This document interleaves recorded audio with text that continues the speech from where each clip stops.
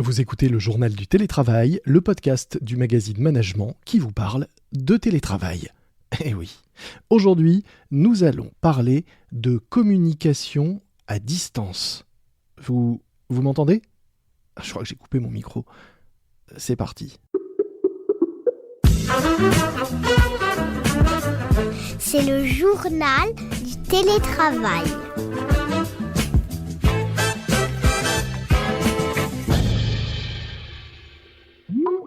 Comment annoncer à un collaborateur qu'il ne sera pas augmenté cette année pendant une réunion Zoom ? Comment recadrer quelqu'un sur Zoom ? Comment simplement prendre des nouvelles, accompagner, faire grandir quand le seul lien que l'on a est à travers un écran ? Depuis un an, les outils de visio et au-delà, les outils collaboratifs ont transformé nos façons de travailler et de manager. Pour en parler, notamment, j'accueille aujourd'hui Stéphane de Jotan, directeur des ventes de Skillsoft France, spécialiste de l'e-learning. Bonjour Stéphane. Bonjour Loming. Alors, est-ce que manager en télétravail, ça s'apprend et est-ce que nos managers sont bien éduqués à ces nouvelles façons de manager selon vous ? Effectivement, le confinement lié au Covid a bousculé tous les usages de management. Le manager jusqu'à présent travaillait grosso modo de 9h à 18h avec son équipe en vis-à-vis sur un plateau. Et là, on a complètement basculé, si je puis dire, du jour au lendemain dans du distanciel. Donc ça, effectivement, ça suppose un accompagnement. Qui dit accompagnement dit anticipation. Et un certain nombre de sociétés travaillaient beaucoup sur cette transformation digitale, l'arrivée des outils du numérique, du collaboratif. On parlait de Teams et de Zoom qui certes ont explosé durant le confinement, mais finalement ce travail pour un certain nombre de sociétés avait été déjà fait avant parce que c'était quand même un avantage de pouvoir proposer aux salariés de faire déjà du distanciel. Donc c'est pour ça que, au-delà de ce confinement et depuis un an, on parle beaucoup de ce qu'on appelle de résilience. Et je trouve que c'est un mot qui est très intéressant parce que ça suppose que le salarié, la personne, prenne un état lié à un traumatisme et comment il peut rebondir. Et ça, c'est finalement le cœur du problème. C'est comment chacun, que vous soyez manager ou pas, vous allez rebondir dans cette nouvelle situation, qui était vraiment une première, et comment vous allez, si vous l'avez, en tout cas, vous approprier les outils du numérique. Alors, quelle qualité ça demande ? Dans quel état d'esprit et dans quelle disposition est-ce qu'il faut être ? Est-ce qu'il faut des qualités particulières pour être plus résilient ? Je pense que déjà, il y a la culture de l'entreprise qui doit, en tout cas, vous positionner. Donc, il y a une notion de positivisme, de confiance, de reconnaissance. Parce qu'on n'est pas tous parfaits, surtout loin de là, derrière des outils du numérique. Donc, comment ma personne, et tout se tourne sur le moi, je me mets dans cette culture nouvelle d'apprentissage avec des nouveaux outils qui ont fortement évolué depuis 12 mois. Donc, cette capacité d'agilité. Et donc, forcément, de regarder devant avec positivisme et créativité, si je puis dire. On parle depuis tout à l'heure de management à distance, mais est-ce qu'au final, un bon manager en physique, quelqu'un qui était un bon manager dans le bureau, est nécessairement un bon manager à distance ? Est-ce qu'il y a une vraie différence entre manager quand on est face à quelqu'un et manager quand on est face à son écran ? Oui, je pense, clairement. Avant, il y avait une relation, si je puis dire, physique. Le fait d'être à distance, déjà nos plages de travail ont fortement évolué. Parce qu'on parlait tout à l'heure de 9h à 18h, mais on est plutôt sur du 8h, 20h. Parce que chez moi, je dois gérer mes enfants, ma maison, mes courses avant 18h, etc.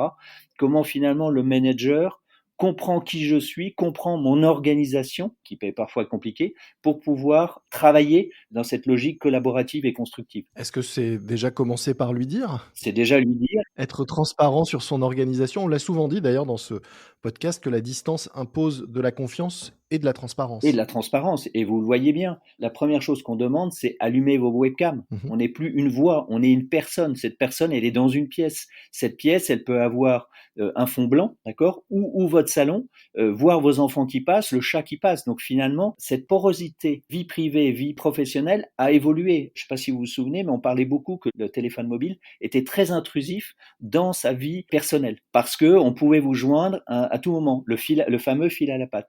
Le Teams, ou en tout cas la réunion, c'est encore plus puisque c'est votre vie, votre maison, votre endroit où vous êtes qui est partagé.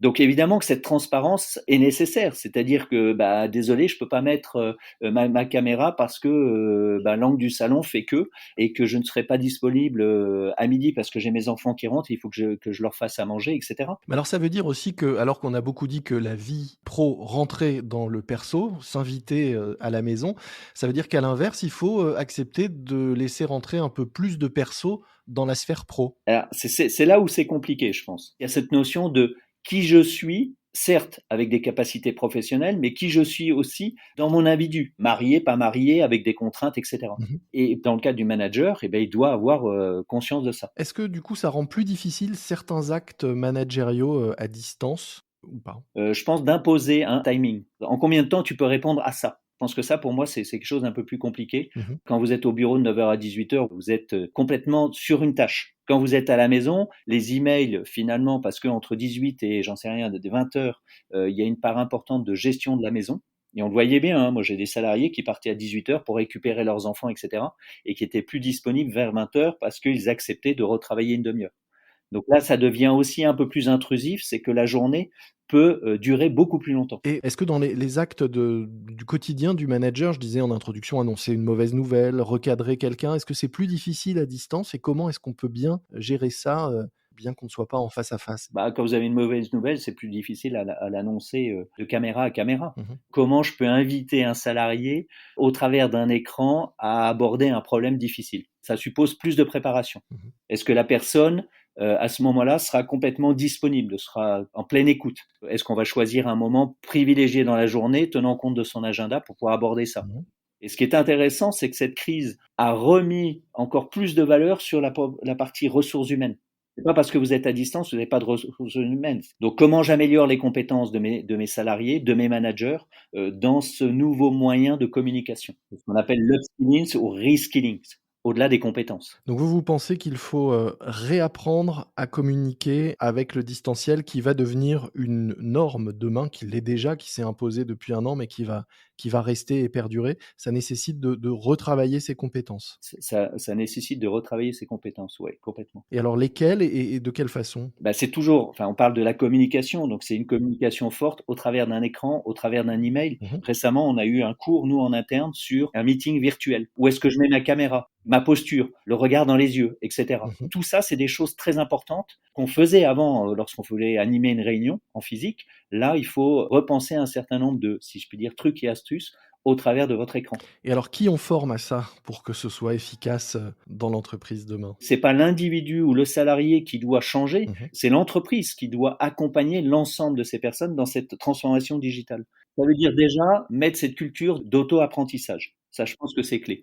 Parce qu'aujourd'hui, vous, individu, vous devez vous former et préparer votre avenir. Certes, l'entreprise a des obligations pour vous former et vous donner les outils pour travailler, mais ça marche dans les deux sens. Mmh. Donc, si vous n'avez pas cette curiosité du digital, de ce qui se passe aujourd'hui, de comment je vais préparer mon avenir. Alors évidemment, si j'ai 20 ans ou si j'ai 50 ans, les problématiques sont pas les mêmes, mais toujours est-il que on est dans cette agilité numérique qui doit être un acquis. Si vous êtes un expert dans un domaine, j'en sais rien, comptabilité, mais que vous êtes mauvais au travers des outils du numérique, c'est compliqué pour votre avenir. Est-ce que vous pouvez nous parler justement des solutions et des offres de, Skillsoft aujourd'hui pour répondre à toutes ces questions et à tous ces problèmes que nous avons, évoqués? Donc Skillsoft est un éditeur de logiciels spécialisé sur la création de contenu. Mmh. Donc nous avons 3 grands axes qui sont l'amélioration des compétences sur tout ce qui est tech and dev, donc qui s'adresse plus particulièrement aux développeurs, tous ceux qui fabriquent, on va dire, le monde du numérique.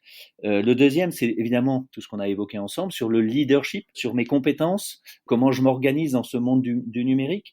Et le troisième, c'est la partie tout ce qui est conformité, ce qu'on appelle compliance. Mmh. Juste pour finir, donc nous avons une plateforme pour distribuer ces contenus en multimodalité, c'est-à-dire que un parcours sera constitué de vidéos, de bandes son, de slides, de jeux de rôle, d'exercices, de tests, etc., de façon à ce que, quel que soit votre point de connexion et votre volonté donc de connaître un peu beaucoup ou beaucoup sur le sujet, eh bien vous puissiez avoir toutes ces ressources-là qui vous sont accessibles depuis votre ordinateur et ou depuis votre téléphone.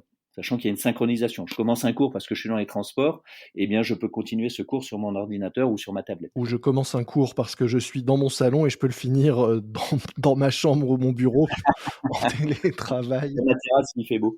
ou sur la terrasse si on a la chance d'en avoir une. Exactement. Merci beaucoup Stéphane de Jotan. Je rappelle que vous êtes directeur des ventes de Skillsoft France. Skillsoft, spécialiste, on l'a compris, de l'e-learning qui propose des formations et programmes de développement des talents en ligne. Nous mettrons dans les notes de cet épisode un lien direct vers la présentation de vos solutions pour ceux qui souhaiteraient en savoir plus. Merci beaucoup.